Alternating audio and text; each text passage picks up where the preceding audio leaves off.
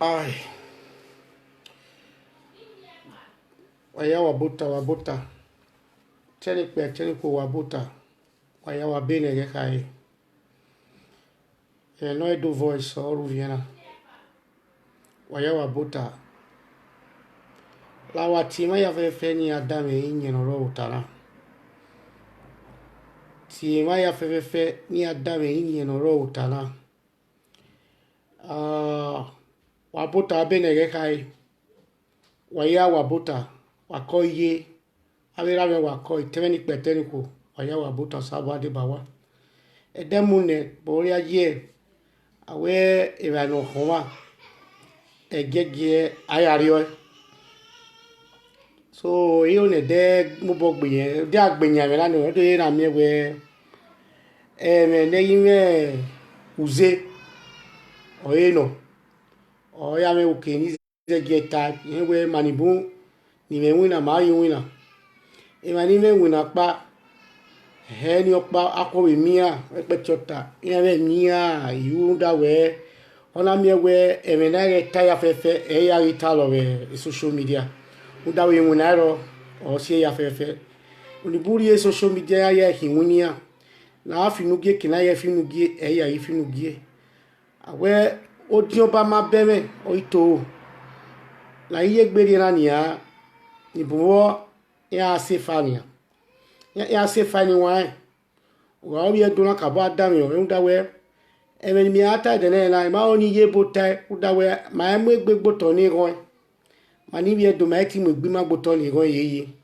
bo so kon pa no ke so gina go je pe won re ti ma re osas o sevegi osas o sevegi ni je pe won o ya ti ari ma re oba o ya wa bokia wa pa o wa ti ma ya fefe yen ma la ka bo no mai no. God bless you all. Invite your friends, invite friends. Wa we say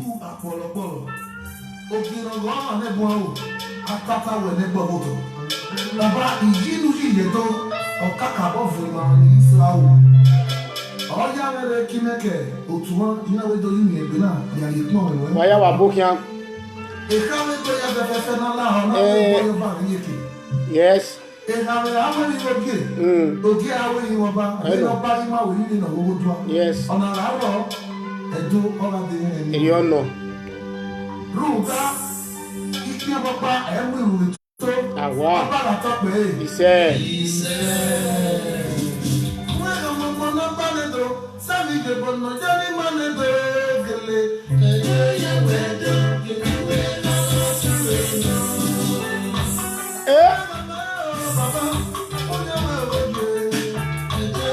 Eto, yenu e la fure no.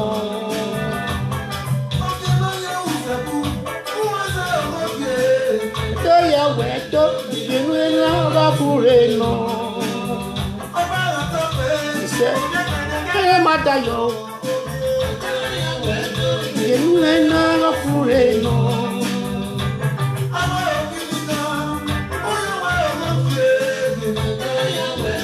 Yenu la fure no. Yo no.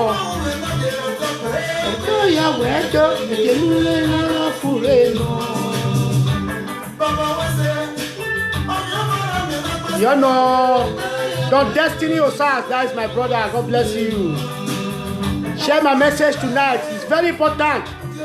Everyone need to go on the social media. Usa not I can't want to wear swear. Oh, I move one. Why go feel to get go? A go in my other a bed on white arena. Why is it?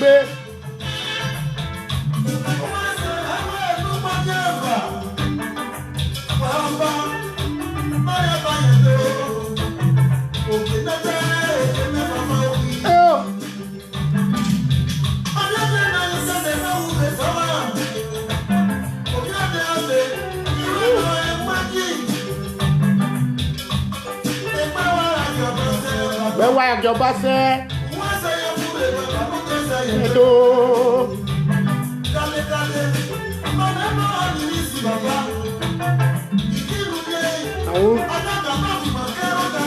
Okay. Jack Williams. na so my man wa to okay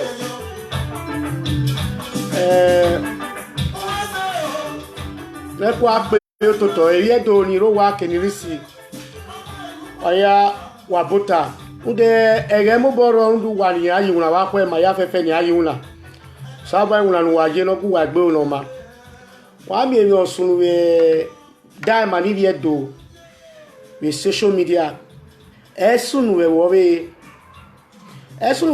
ru da we ona ohin atu agbe ru da we okeka bo di me ana mi we ewa ni ma se no gun ni seti gwe owo hin agun awowa ni seti control e money abie iye la dia social media u do mi ma ni bun wa re urunia ya gun ru eni wa omo no yin lawe bone o ikere o wo lawe bo o ipolo enwun ade ba enwun ni e ma ni bun ni enwun iye la contribute yin aye iye agbeja raje ijari ni a iye we men watana ye ma e men watana o si wure e men watana o si ologo ma ami no gun agun baba anya owe aswagile eye begwe aswagile eye begwe ni bu iya to bia yobo ya yo bia toni dina ya yi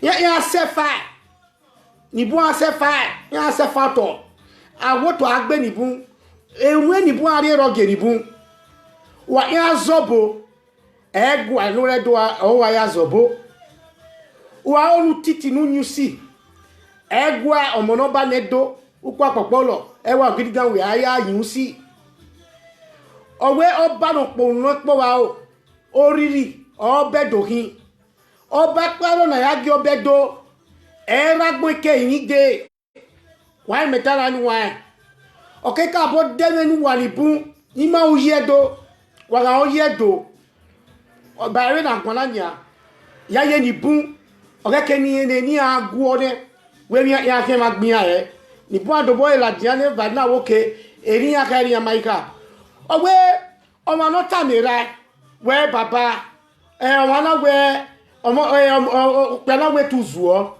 iyo ma ni no ti ebo ni ra no gi ure ni o ti ebo ni ra we ni no tame baba we o ma we tuzuo wo ti ebo ni the one kana Eddie Murphy wo we president of social media our president of social media we he I begin to bow for you. Then we want say Eddie Murphy. Who go amwe yo wa. Who ka go ma tie but no be ma ba nedo. O ma fi nu ge gwa. Then na ya gwa. They away pani atu we. That way pa me understand it. We pa. Ave pani fo du ni ma fo deko. What kind of people are you? O ma tie bo geru we. Ubu era utamewe. O ma na we tuzuo. Eddie Murphy what ye bo gegwa ime hitamu we na e do voice of gegwa ko su nu we e bo ya na ho na we e bo ati e bo gegwa we wa la dia ka we o wa ti e bo ge oba o wa ti won wa atanya gbo mo ti e bo do wa gunu o ba mu wa ori oba gbe ko wa ori oba egbe ko wa Eddie Murphy yi wo to e o ha mu wa Eddie Murphy na runu lanu ta nyagbe o dare ke to tayi we oba won o ma chebo no ba Eddie Murphy, what is your problem? It is becoming too much. Eddie Murphy we get ya bebe we ri je na wale yo tunu vi orin e bi ka lu vi orin Eddie Murphy e gba ti we wona egwa mana ti wona ka mo ba mana ti we wona ye we eriro to e wa ya so bo na se we bo egwa we ya so tolu no Eddie Murphy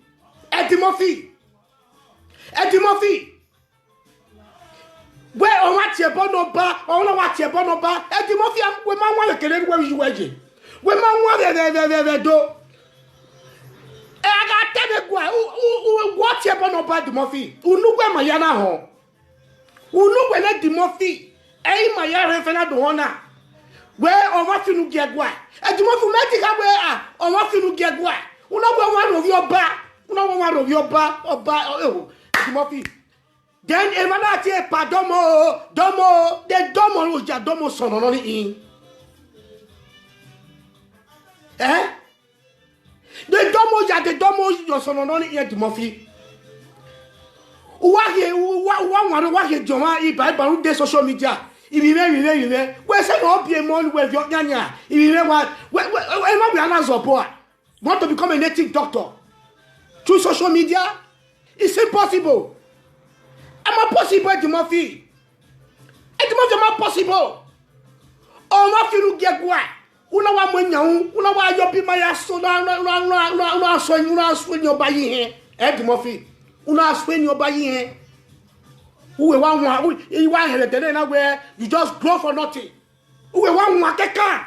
Uma kele ravi juwe, uma ravi juwe. Una ravi juwe, una raya. Ebe we mu inu atanyagbe no de. Go wa tie bono ba, uwe down Timothy. Uwe down for no even try am at all. You for not try Timothy. To say somebody curse about na you. Now we hear from your mouth. Now you Timothy, now we hear from your mouth. That word is so expensive for you, Timothy. Ku we can walk back and wo yan ri o wani la jan wa gba si ogbepo wa ri egwa bayata. Timothy we iyore we yan si Yoruba wa wo we si egbepo ari egwa ba. Then you also have vene. They come back and we ask what you want. They do you ask you want it. You want it iyore who do time e do very jore ya if you no get gwa. Who do tell you if you no get gwa. Make kwa lo to eno di ade we ene na no sunu na we eno deni ho sunu di jori ai we jori ya go funu ke kwa me na gwa lo to ina pe record yore ono e pe for more than 3-5 maybe a week ago. I was trying to see how it happens. I thought it's a new statement. I didn't know where if you don't bear ne manipulate with lawebo if Italo the Timothy Talo mano there. The people that have not had it, Timothy have to tell them. And I later knew that because he already refused to come to your party or marry a party where or you know a ton if you know kak berare. Umare tono ge gwen wa ka chebo de gbe no ya tono kan o mo no bai wa gidi kan erima ya fefefe no kyo ya ne do. No se wa fure de de na me we e ma ni pogwa en seti bowa ni di oto yan isi ya meja o ye mo to ni adi ave e ma ya fe fe ni te age madam e ya o fure yi le ro le no ka be yo de una ranu we o ma tie bogie Timothy ka bo ya we be do mu ge o mo no ba na ma wa do e do ma me gbe wa ya we gbera ene na we social media a tie bo ni gbe a gba le fans wa koke gbugbo wa ya gbina wa ko social media meeting o wa ega donania so that we make na tiebo name no keke wa tiebo na in fact awe man wa hin wa ri edo gwadi wa na ateme na and we no the Timothy will never end like that. It is going to end in our own palace because we know where my fefe now all that on what tiebo gegwa we to buwe mare mwe yo wa so na we o te bogi oba o te bona buwe oba so we oba van we o te bona obedo o ma te bona o ha jo ma ni me ranu te bona obedo e no hi awo esakpara ro ya o wa ji adamo oba ni te bona oba gu we no Timothy oba gu we ne Timothy ya te bona oba gu we ne Timothy ya te bona obi ma obedo eyin nu we wa nya Timothy you are disappointment. And disappointment we in and if very boy you me we social media and if one way up in winner progressive union we are one I call you and you don't saw why and you don't feel where you are we walk boy and what that carry on and any bude and no you don't move forward I want to do attack social media and no you yama and what do atalona and woman what talo never do ask boy you are 100 viewers. If you ask women, I pity them. And your viewers should be ready to follow you down to the palace. You and Yore, a lot of Paris. So while you know why the Yoruba, Timothy, who is Yoruba, why the Yoruba, who the area gua, who are Tamomo, where Gavin were Vamier. Who Yatama, where Gavin were Vamier. Then no have you no get or more walk because you know where my yafe now. And the mafia carbon me and wine. Carbon me and wine. No, when we are going. Do we have you no get go where I tell upon mammy up your bar talk by man no bath and no bar me and no come back program in wow program on the wow. And no come back program about talk by what can buy? About you why social media was ya. Obama kiwa social media waje my dear brother. Wale rage Mr. Clement Ranomigo. Duwe wa ya finu no gegwa egwa kowa. Wa we wa time e record wa akpe wa wo sege. E record wa akpe then wa ya finu no ge egwa mo no bani. Because ezon wa gwe social media o maka edomagi wa e. And then wa we social media edomagi wa e. Ọmọ ìwà tí ẹ̀bọ́n ní ìrànà onígbó ọwọ́ tẹ ẹgbàmẹ́yàn ìyàwó ẹ̀sùn ẹ̀bá akíwà wín ìrànà onígbó tutù ẹgbà rẹ̀ tutù ẹgbà akíwà wọn wà láwòwò awẹ́ níwọ̀n wà ké gbogbo àjì dẹ́ni wọn wà kí wọ́n yìí wà á mọ̀ wà á dí ọ̀gọ̀ nínú sọ̀wà wà á dí ọ̀gọ̀ nínú ẹ̀dọ̀lùwà kéré ẹ́ all the one is sweating. And you are going to get a guapa, a guameo, and amigo guagi one. One I would that will die on my cagua. What Belebua or Macagua? Why do I make bed and was in social media? Oh, none where Morena the Murphy, Eddie Murphy.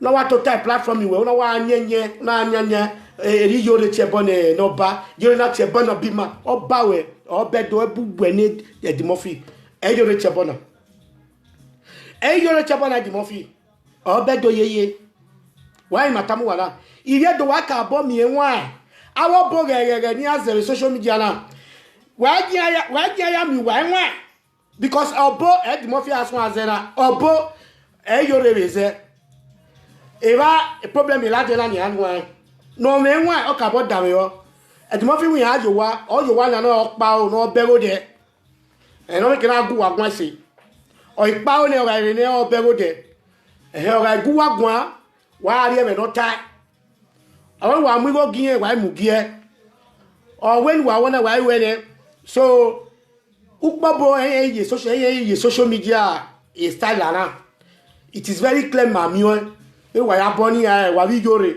Eddie Murphy yore so any kind you run we gbina odo ina gbina e foundation ina ya ari re go no the governor o ni governor who do we governor at the end who no governor who do we no foundation you at the end we are ke foundation where what are the problem people facing they no long no go why e wa ni gugwa o wa ti o gbe e wa ni gugwa ni o gbe. But you know damn well, a right on he carry on a bad sir. I don't know because me madam agoniata. In my beg for it. Now because you're married a party where una ya turn away, una turn away guare, e yore, why ya come guai no ruye guai. A stainless in all of you where. And there is still eat your bone one ruye na ruye. Ya watch eh. I don't want to go. I don't stainless water. We let the stainless mana. Stainless in one way was a back was a back. What's so many bewa wori kuwe? Eddie Murphy. What's so many stainless wa wori party we? Stainless was your party. Then we are not stainless here. Where I tell one way. Eh? There at the end, stainless was there. You the normal Joe became your enemy.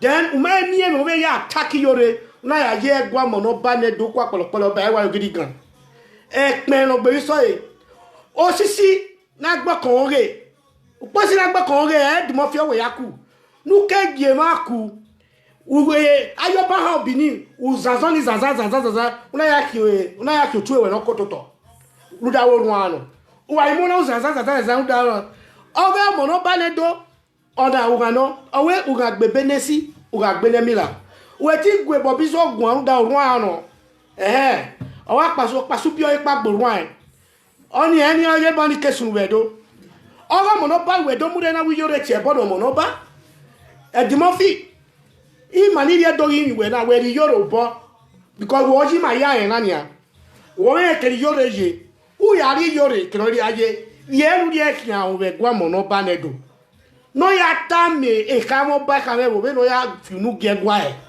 mani de obuwa ezo na e fo be ri o onti wa ri yore u ri yore bo se gwa la me wi nye no ma ke gwa re ru du wa eva mani ri e do ni risi ma ya zu wa bo no da we gbina na keswe a video ni we last week ikari owo terege beki soke when we awo gwe wodoni edo union of Bremen yana we awo giyan ikuwa bu ekenobu imaseti ri o jemi odo era bu beklis na agwe gogo ina yen gbopa to we wa be so social media do voice na so la jan wa be so social media wa be so en wa jina o gba wa gbe Edimofi ogbagbe ni enia.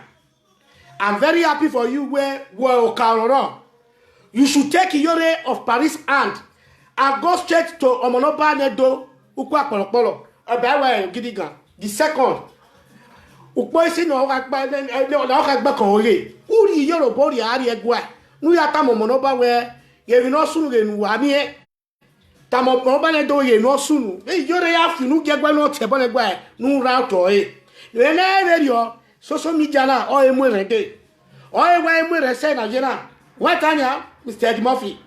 Edimofi we me gugwana wo pe gogo ni maya ona nia anu mu egbe wo ya gbima mo sofure yo o sofure yi mai Iyore awi Iyore me gwale sidini itioni play imami play because ira we maybe not there or sunu ya wa ide ni je tawa na rina ya revise but that 2 weeks ago na pepe nothing but I'm not hearing where these are past issue that nobody even had it makpano ero ude Iyore marry party we na avule la dia udu we on we azobo ni Iyore le zobo then una avule la dia wa challenge gbe cause we in Nigeria wa wash your eye come and be telling us histories to atamewa because me tege egbo bonu we mune we azobo we gina so ko bonu azegi ai no ma Edimofi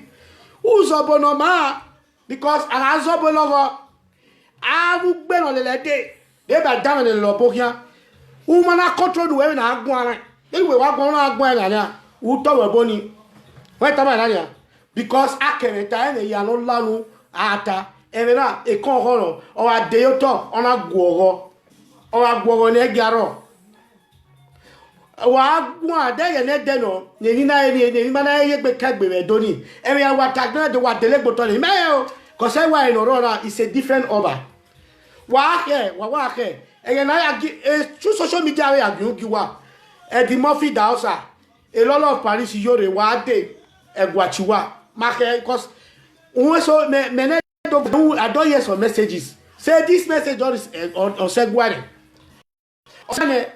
through Edimofi where on wa finu gegwa ye ma wa finu gegwa ba de no o wi ya tie papa o we ne wan ese o we wa tie bo gegwa geoba o ma we o wa finu gegwa o ma ba mu no wa tie bo geoba e mi leta mu o ba gu ne Edimofi o wa tie bo na o be doni ko so be doni olugan o wa je wa pa mu sin ka ko e so we la ranu wa ta o wa tie bo Iyore tie bo geoba Iyore una we ebo Edimofi we ma wa kere we yi we aye gbebe ni ya yiyan Omonoba Nedo ima we ni asunu we do wa ja asunu yo awot o erio na ri owu erio na wona erio na o ja gbunu yo o ma owunu no kan ya funu ejoba o to ya nwi o wa yunu wa ya nwi o to be wa ya ke ewe boda funu yedo we wa ke ewe boda funu ye gwa Omonoba ni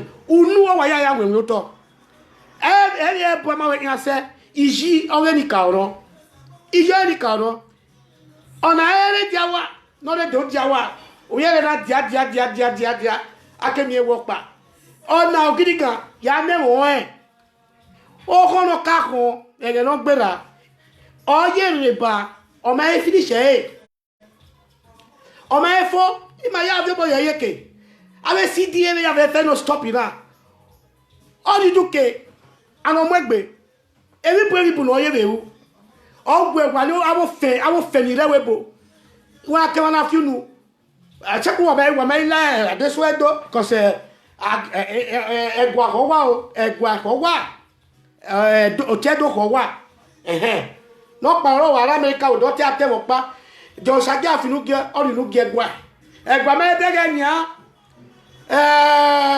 eno pa new chat ne egwa me bege nia egwa me du wa social media egwa ma gi wa un erwa bi wa re wa ye ruwa yi wa go wa ye wo wa go wa ye mo wa bi go wa ye gwa go wa pa jari a iyedo wakpa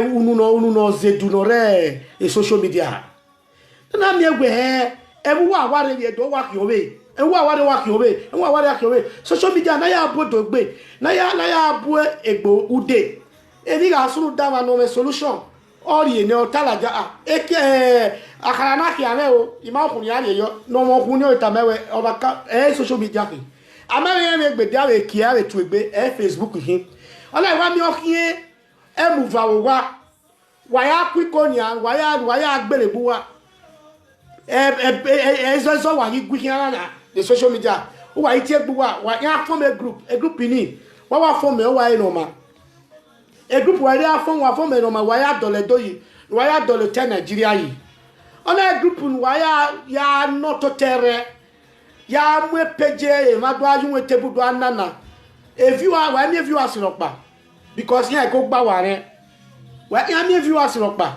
so ko ma na wa agbon yo to e kan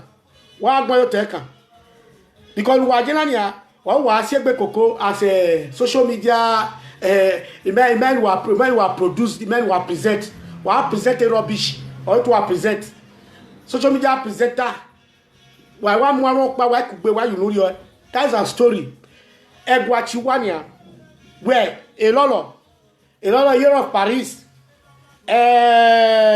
Eddie Murphy egwachiwa inyere ni wa sobo egwachiwa wa mwegbe wa ya egwa then yore ya if you no gear omo no ba Eddie Murphy no ya time omo no ba egwa e matani maya ma on ma on because otuagbe it is getting too much for you guys, the Bini people, Edo people in social media. It is getting too much. Wa amwebu wa gboto wa ya amwe etedo gboto. Then ye ron ya fe you know mo no ba o wa na ya sun wa kawe bo sun we wa na respect. Kama bi wa tanu wa fo wa.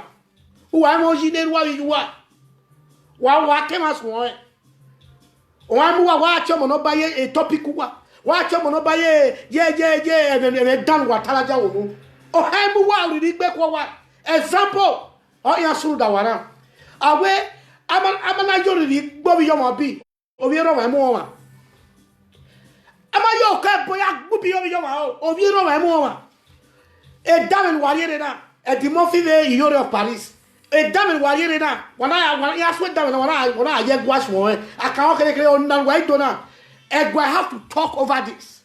The palace have to show up for this. E kamo ba kamemo. Ni le do keke ni agbon ni akpe rekodi. Ne Eddie Murphy uno de. Ye vivie nogie. Le Eddie Murphy rekodi ni a uno de. Ya tamedo we iyore ge ofinu giegwa. De we tawo ofinu giegwa ne. E go ga bima. Oh, no, what about no ba? Anybody like we should about the talk. We should about the talk. About this man they talk. So we should about and I time I will bedu. So what a painful, shameful thing. What a painful and a shameful thing. For an adult person to open his mouth. Oh, you know what we really want to say. Where you're at your bonoba, you're when at your bonoba, Umaka Metika, yore, Ufu no Giagua. Ne go ene gonga eni una wa rumu ibi gboni lega ke mala are yin ato we should about this man they talk wetin this man they talk of about what happen to oba e wan like interpret imagine what a foolish and shameful thing what a shame do not right now una Eddie Murphy unwe dimofi e gona yo we iyore finu ge egwa afiamero egwa wa to wa pe e ka won ba ka we wa to wa pe ezo na ma mu gwire nuwa wa ni temedo no ma ni o ne do temo e ma kin ma je mo edo egwa no do ma ya pupa kan orun uyi no keke e ma ri ne egwa mo no ba le do si se ma so wi agbe ni awe iya tileze gbe awe abi wi ya e ka mo ba ka ma mo ni ayuwa bo ma mo ni ayuwa bo ezo no sun no de na so ni eri ma ga e wa ogidi gan the second oba atope e ka mo ba ka ni re do ma lu agun ayo wa ti social media president Eddie Murphy no time no rato no pe record ni ma ya ho veni yore ya ita e no teveni e nu wa ti yan e wa de ticket ni yore Eddie Murphy ni adiedo ni adorato e adese egwa monoba ere ni asunu because is getting too much on to agbe amarole kin apo now na do mi we e no sora on ya do asunu iya na ekeri amuja dege na webo na me law dege law no gade webo dege na Nigeria je no iya na we mi na ni we social media na ni we me na iya ga ri osisi bon ari wa iya ga ri osisi bon ari wa no da oni ni adu anyi ogbegbegbe keka ba wewegbe e webo ke wo le gwa le courtesan ya mu e courtesan ya gbo a dego e meso we social media na ni wani ni fwedu ni ma fwedeko ya forme courtesan ne ja gwe ma kokian uda wo ge gbiyan if you don't help them they be against you. Don't talk on their favor, they will be against you. They want you to talk for their own favor. And whereas you talk against people, people talk against people. You'll be talking against people, people cannot talk against you. When somebody speak against you, you rise your dirty voice against them. I let John down. Ogwamagi wajo de wepo magi wadi alwa se ni bieka. Why winner? You winner why setting winner? What to tie social media? What tell no magba what ten na geta. Why am I at the end? Yeah, it's not the end. Why you have the social media people should mad when you talk. Then when you time your bonogene do even your bonogene here don't listen. Get inside and sleep. I want you we are love here. Can't be coming to social media every day and be repeating one word. And be looking for problem, bringing people issue down. Having part 1, part 2, part 3, part 4, part 5 on issue. What issue that is not that does not concern you? These are rubbish. These are rubbish. Enough is enough. What was been a freedom? What to am free? If you do, well, you people will remain to be cheated. Every time. People begin to cheat people because what believe it be. What believe it be. And when I make the problem here. Here we are solve the problem where. Then when we are here, double baba, call you, what are your problems? If you have ever what do why I webo. My brother Saboy walk poko. A worriness in our worry do. Eri worry we, eri worry we, eri otolejo worry we, eri dofon worry we, eri dofon worry we. Oh yeah, ma worry we, una ye la webo. Una ye ya la webo, ye la webo ya ye worry we, buya wo wa. Dan wa do ami ye mommy ra egbe, mommy eri mi la mi ona, eri baba kuni wa ye wo logu wa. And I want civilized Western world, civilized country. Oh, I know just zobo again was it. It's painful, eh? If you do, or Darren Wagbe, and our Bonirowa, our Boni Sekbe, the Rowa, yeah, concept or qua, yeah, go away, go Salobania. One night, the Murphy of Paris, a Paya Swap on Azewebo. If I ask what boy Baba, EJ call you, come, or you only say, that way,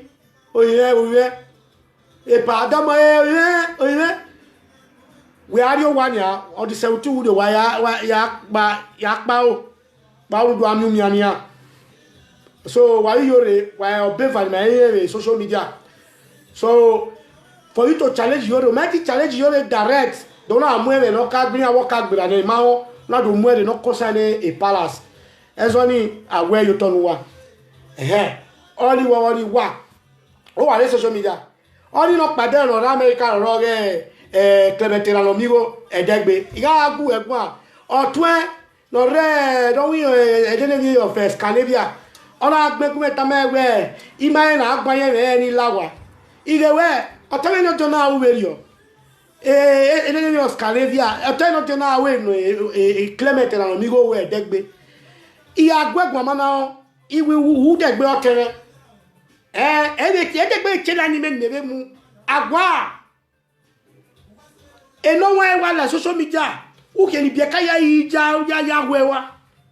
Who can be a kaya if you beg? Who's when you started where? I've been saying it and all. Who's when that's one way you are a freedom fighter? Una area UK, una area. At the end of it, you not start again with low level. Ezo Igbina. Akwe Ekatosa. Iyakwe Ona. This is you became Karata Chakwando. Fighting everybody in social media. Uruwe Masolewo ya. All what we are on social media. Yes. We are not senior to everybody in social media. And your voice is not the strongest voice in social media. Wagwa America where my brother. That's why they were young. Because everyone can. Everyone need all kind. You were doing it and doing it. People now confirm it. I myself confirm it where you are a jealous man. You are a jealous man. I don't know mama. I can't be mama. Not better vote. How can you be a governor? If you listen or to other way. If you were a governor in Edo State, then you can't where ready to Nigbene. You ready to Nigbene. Because you have that mind like that. Do Obaseki or what Kaptosa when we have you get. With them upon la ironic bedo or the rally in oro because that is you writing my yes. Okay, we are talking about Obaseki 5, Obaseki ma, which is bad. My if you go to my videos, I always guess Obaseki. I have not done anything. But at the end of it, you now came out where you will be the governor of Edo State. You are fighting for yourself. You want to be governor? I might tell who you want to be the governor. Okay, I will tell you. Jonosage. I told everybody that Jonosage is a businessman. A nigga that is fighting Jonosage is also a Rosman. They know where they got the I will not believe you, eh? But I did then a foundation in what's the name of you? Somebody will be fighting because of foundation. Why foundation is a fraud, it's a scammer, it's this. Then when you came out, better one, no? Scammer. Why? Why did we hate ourselves like that? Why are we backbiting ourselves, Edo people? Why are we killing ourselves? The job you want to go into, when somebody is inside that job, you first want to condemn that person to make sure it destroys his career before you now go into it. Why? Why? Why fiwerie? Fiwerie oh, azen fiwerie oh. Fiwerie oh, also fiwerie oh. Ejoni gborude wa to, edibo yen sotone.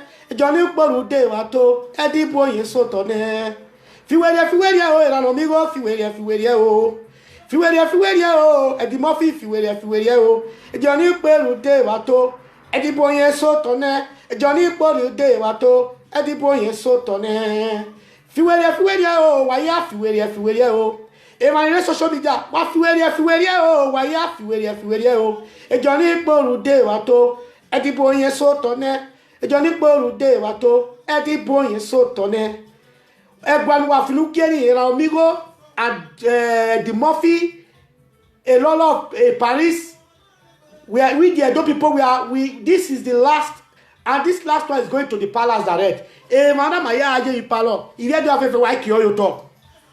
Ipalo ya wa yan aje YouTube, wa yan da me you know, my social media, let me have to get gua va be aboyan e gua. Oyin ni a le bo e ba. Ve won su kara de e ri gbe agara da ma kara re aye yo. No problem. E bon, aye le muladian wa. Wa re social media. Ni ma je gbe oke oba atokpe wa ga ti e bo wa ti oba atokpe yo. Wa ga won me wa ti oba atokpe yo. Wa teme da wa ti oba atokpe yo. Wa na ni akpe record one si akpe marere asedo voice we wa ya then wa ya ta then ran mi go akawe enige ri oko de akpe ya de gbe adegbe repeat ya we wa ya gwan gegwa wa ya wa mu egbe o owo ba ti ebo enika ogwina oge ma ti ebo nika ogwina wa ya wa mu egbe wa ya wa wesi ona every time wa ya utana. Thank everybody. At the Murphy USA, una gima where a lot of Paris or Chobogge Guao, at the Murphy Macpon. So my yare mwegbe na we adia de so edoni na ya boyen ni. Ile dia afefe wa ya wa wese wa da yan re sabo ade ba wa wese.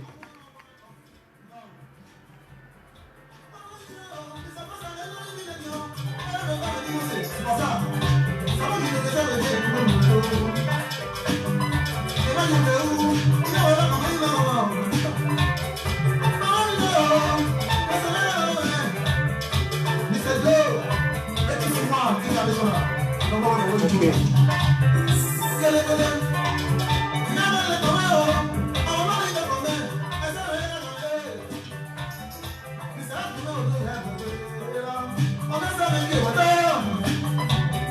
Waya wese.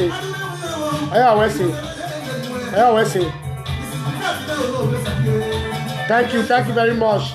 Thank you all. God bless you all. Waya wese.